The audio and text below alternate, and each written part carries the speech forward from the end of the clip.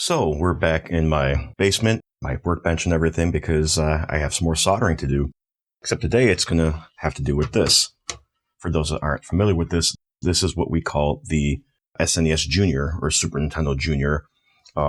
It is more appropriately called the model SNES 101 versus the original Super Nintendo, which was the SNES 001. And basically just a cost-reduced version of the Super Nintendo, much smaller, probably 2/3 the size, give or take. No power LED, and a few other things that Nintendo did for cost-cutting measures, such as getting rid of the expansion port because it was never used, especially here in North America. No internal RF modulator, so if you wanted to connect this to an older television set, they did make an adapter that we would plug in the back, and it was an RF modulator and all that fun stuff.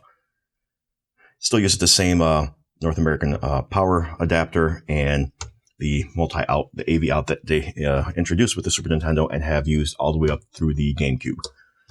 The other cost-reduced thing that they did with this is they did not include RGB support in here. No one in North America really used it other than professional video editors and broadcasters. You know, if you had a PVM, BVM, something like that. Consumer sets really didn't have RGB. It was very, very rare. So Nintendo probably figured, why would we spend the money to include that functionality in here? And for all intents and purposes, that's usually okay. Hook this up to your television with either composite video or S-video and you're fine.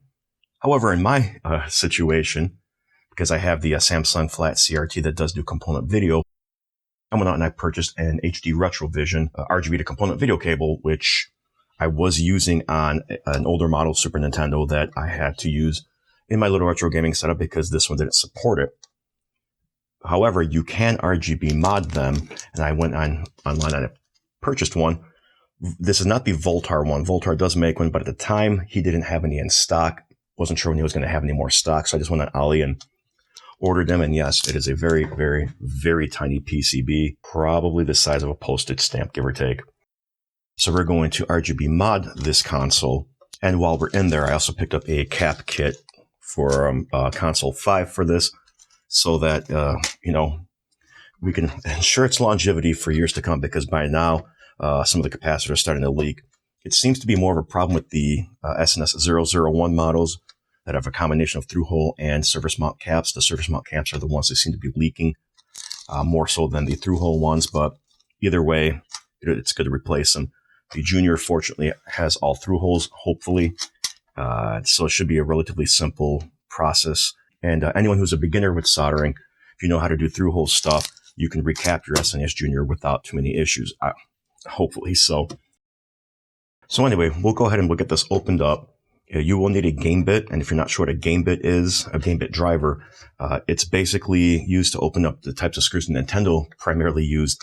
They use these unique, 8-point screws, and I'll show you once we take it out. But you can usually get them as a standalone driver, and they usually come in a kit where you get two sizes, a 3.8 millimeter, I believe, and a 4.5. 3.8 is used for cartridges. 4.5 is usually used for the consoles. They also have bits available for drivers like this. The iFixit kits, I think, do come with them in case you have one of those.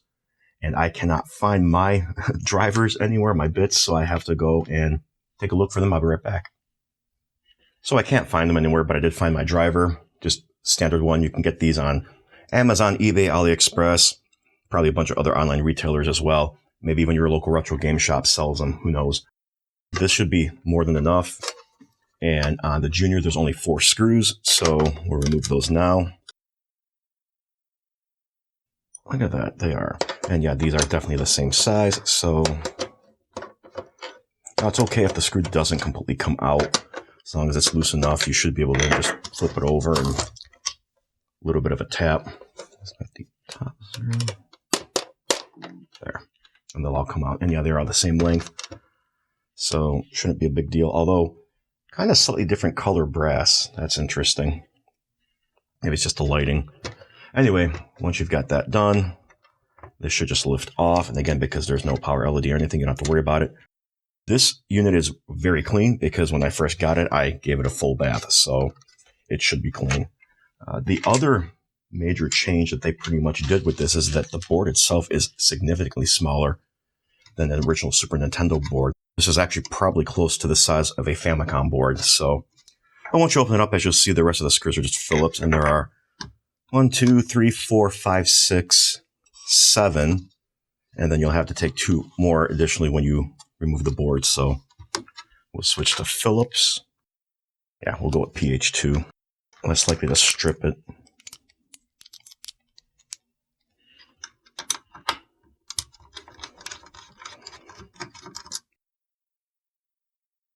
And then we got one hiding way back here.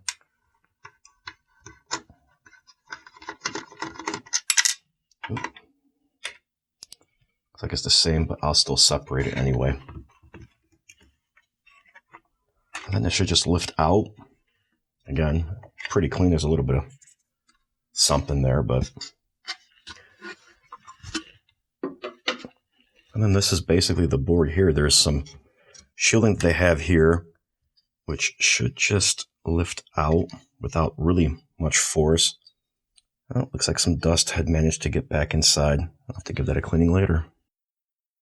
And I forget if on this model, I know the older models you can remove the cartridge port. I don't believe this one you can. I think this one is soldered in. Yeah, so we won't worry about that.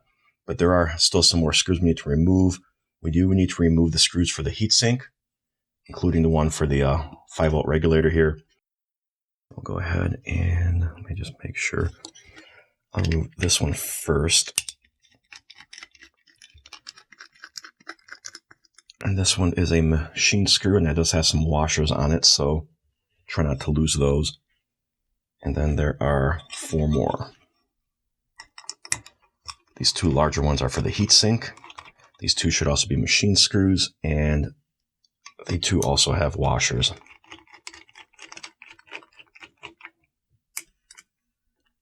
And then there should be just these last 2.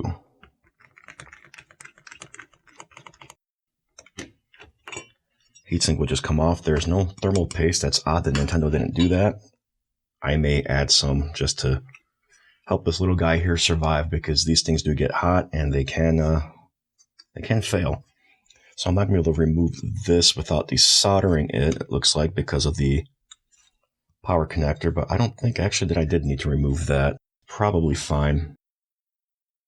Yeah, so it looks like these are all just through-hole caps. And they gave me all of these as well as this large one, but I don't think the large one is needed on this. It turns out, though, that if you want to install it, you can. It's supposed to help with third-party power supplies or even just older official OEM power supplies. So there's also an additional 470 microfarad 6.3 volt that I guess you could add across the ground output terminals with the voltage regulator. And also that would improve things, but we're not going to worry about that. I'm going to go ahead and draw a diagram so I know where these all go in order, because I'm just going to try to remove these caps at once. I'm not going to do them one at a time. Make it easier for myself. And we'll continue. So I'm going to grab a piece of paper and do that. And who knows, maybe by the time I'm done, the furnace will shut back off. Okay, so I should give a disclaimer. This is not a guide, a tutorial, or anything like that on how to solder, how to install the caps, the RGB mod, or anything like that. This is really just for entertainment. But I also wanted to show that if you have some basic soldering skills, you can at the very least replace your capacitors. These do not look like they have leaked at all. And of course, Nintendo would have used high-quality capacitors anyway, but still, they're getting up there in age, so it's still a good thing to replace them. So I'm going to go ahead and they're pretty easy to find on the bottom of the board. They're not labeled as capacitors, but you do have, the 2 poles for 2 leads from each capacitor that are easy to find, and they have been grouped off. So first thing I'm going to do is I'm going to add some flux and some fresh solder to this so that it'll help make it easier to melt the old solder, although Nintendo would have used high quality solder, so we probably shouldn't have to, but still a good idea to do it. Probably a little too much, but that's fine. This is supposed to be no clean flux, even though you should still clean it anyway. So I've got my soldering station set to 285. Not sure if that's hot enough or not. Let's find out. Oh, yeah, it is. Perfect. Oh, I almost forgot. It's going to get loud in here because I have an exhaust fan that I'm about to turn on, but with the furnace running, you might not even notice. Or you're going to notice because it's right in front of my microphone.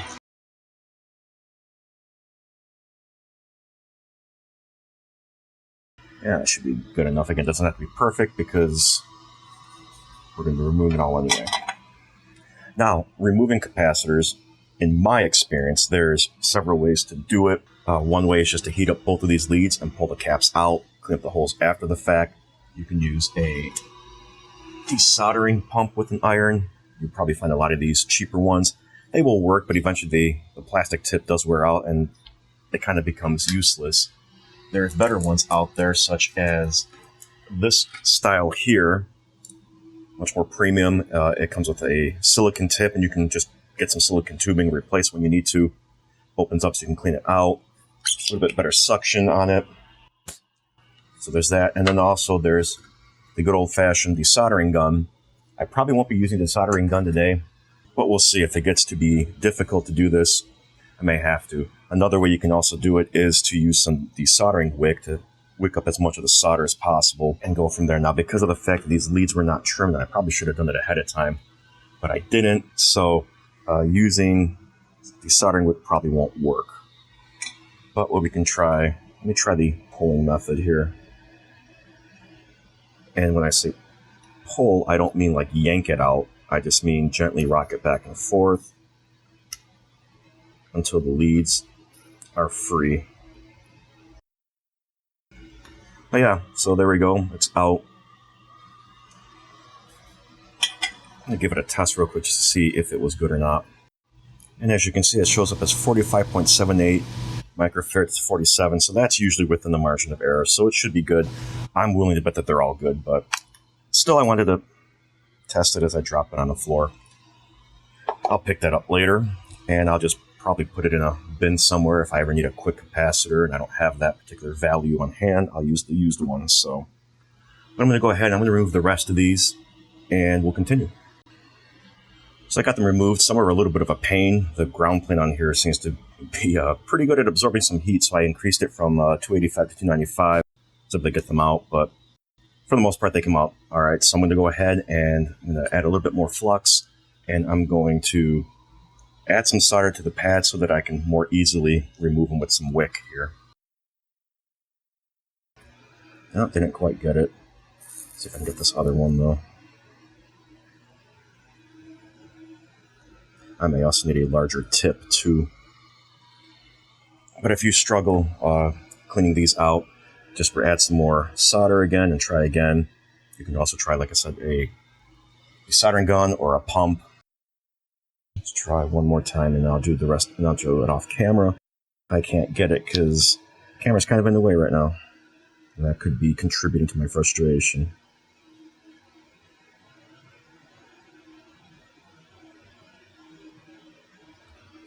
Not even a little bit, so. Alright, well, I'm going to go do this off camera then. It'll be a little easier. I'll return them when I'm done. Alright, so that took way longer than I wish it had. Went through probably 3 inches worth of wick, give or take. Should not have needed that much, but I did, so. In some cases, I had to go through the top to desolder it, so whatever. It is what it is. I'm going to give the top a cleaning for sure, and we'll give the bottom a cleaning, and then we'll put the new caps in.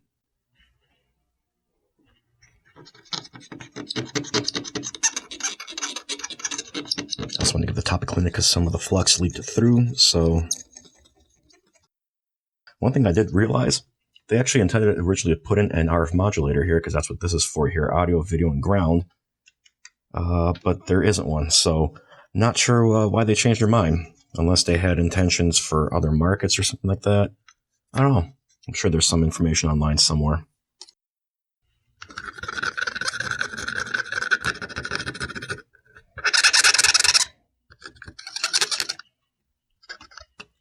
Alright. Clean. I don't see any real damage. A couple little nicks here and there, but I'm not too concerned with those. I don't think they're going to actually cause any problems. And in the event that they do, I can always fix them after. So now we've got to get the new caps in, and I'm going to go ahead and feed them through all at once. So the first one was the 220, which is here. And typically the shorter lead on these electrolytic caps are going to be the negative, and the board should be marked. Although in this case, yeah, both sides are actually marked positive and negative. So even more helpful. On some boards, you may see half of it like shaded in. That's usually negative. But always double check. Check what the orientation of the caps were originally and just repeat. All right, so that's that one. Next is the 10 microfarad. There, again, they gave us 50 volt, but that's fine. And we'll make sure they're all correct. 47, 33, 2.2, 33, 33, 10, 10, and 220. All right. Let's hope these don't fall. Now I'm going to bend the legs a little bit just so that it kind of sort of helps hold them in place.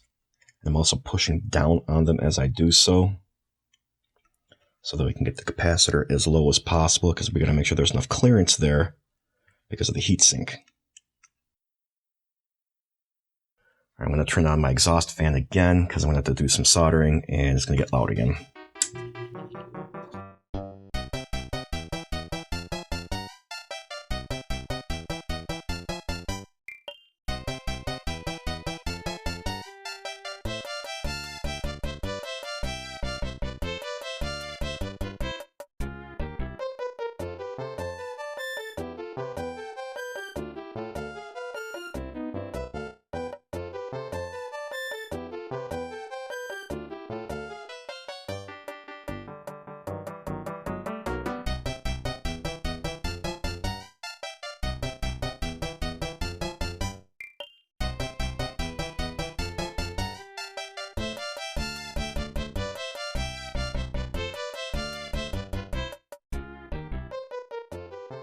Yeah, relatively straight. You can always straighten them up after the fact.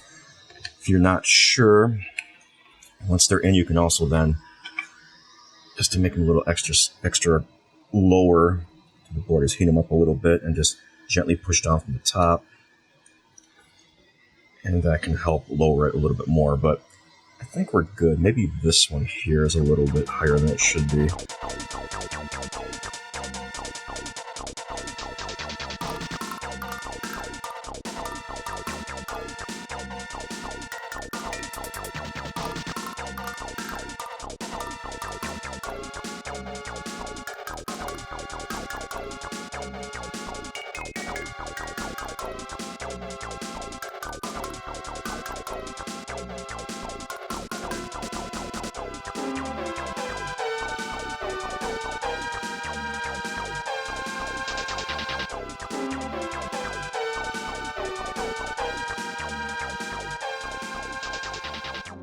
Perfect, or as close as I can get.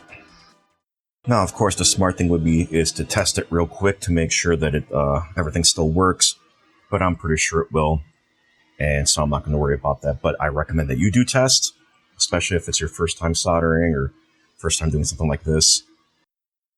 Next thing to do is to figure out how to install this thing, because it did not come with instructions. I'm probably going to have to go back to the site and see. So this doesn't just enable RGB, it also amplifies the video signal a little bit to make it a little bit cleaner, a little nicer.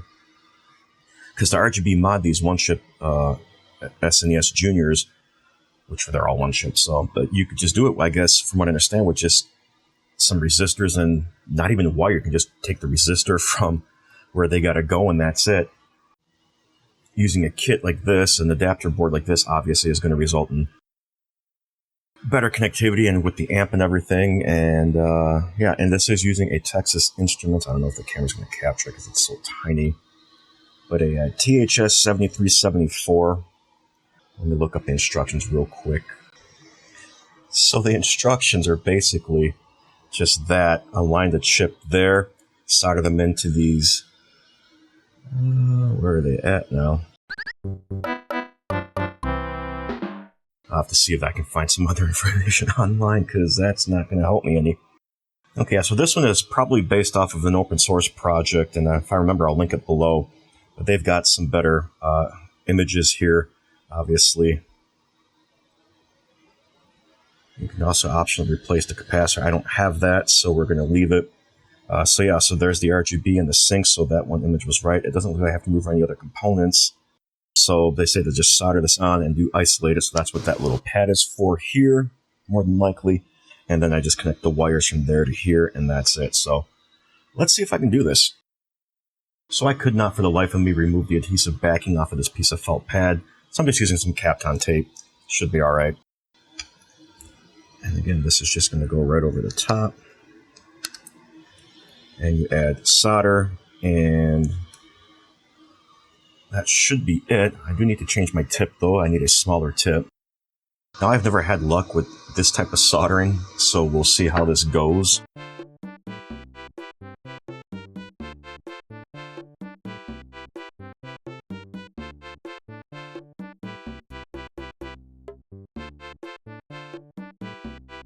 I think it's good enough. Good enough for Kaz, so... Okay, good enough for me. Next, the fun part, also tricky, is going to be these wires, because they're very tiny. And I would recommend using a scope if you can, but the scope would be in the way of the camera in this case. And I could record with the scope, but...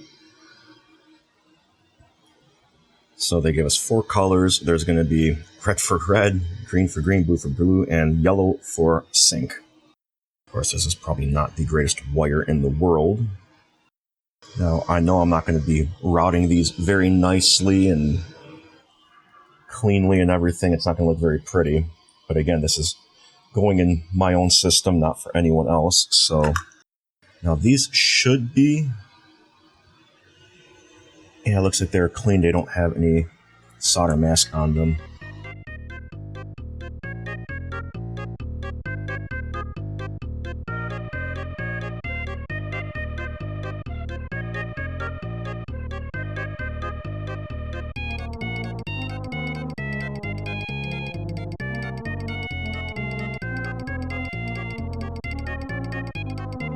That actually come out nice, in my opinion.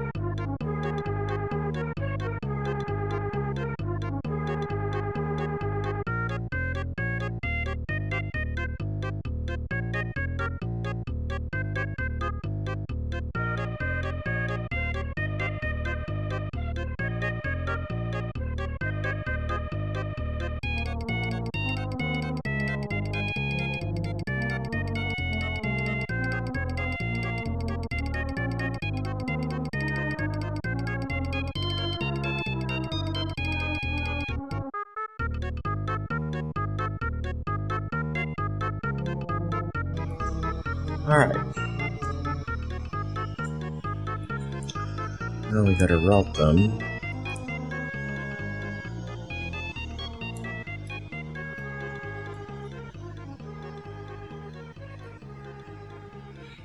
And I'm probably going to use some Kapton tape to hold them down after the fact.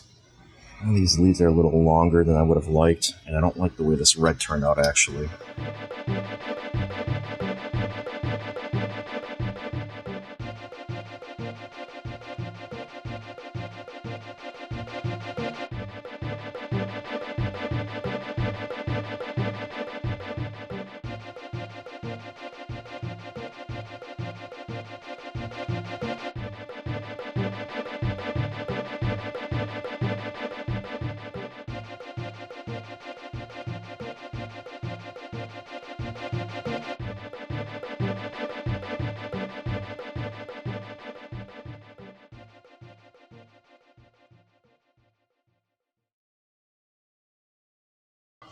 Tiny soldering, it's tough. Okay, and I've got them secured with some Kapton tape. Not the cleanest work, but again, I'm hoping it'll be good enough. Alright, and like I said, I gotta get this back together. Where's my thermal paste at? Because I do want to put some on the 5-volt regulator. Just to be safe. I know I've got some down here somewhere. Here's a little Arctic Silver 5. I think I've got some left.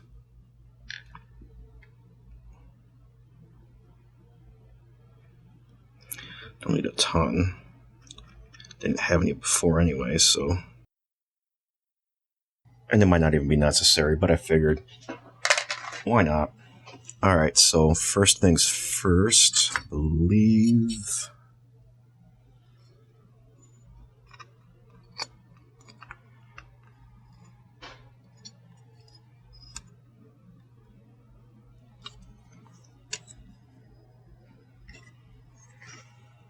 It's going to be tough to see.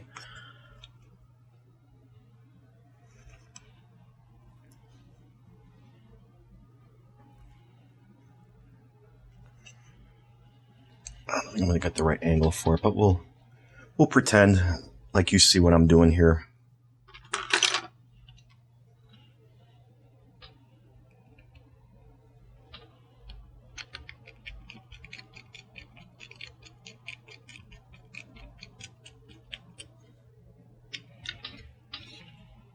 There. And then the rest of these screws.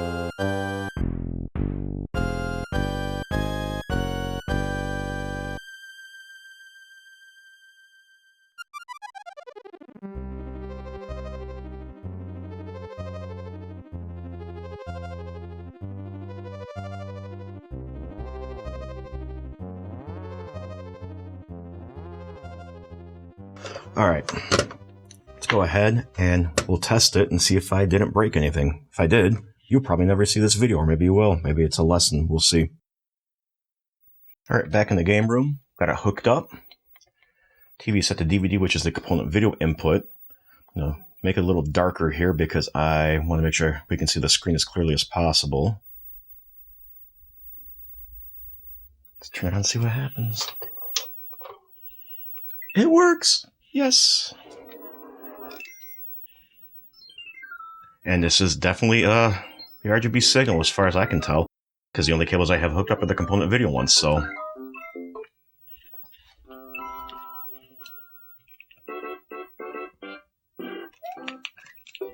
Hard to play on camera.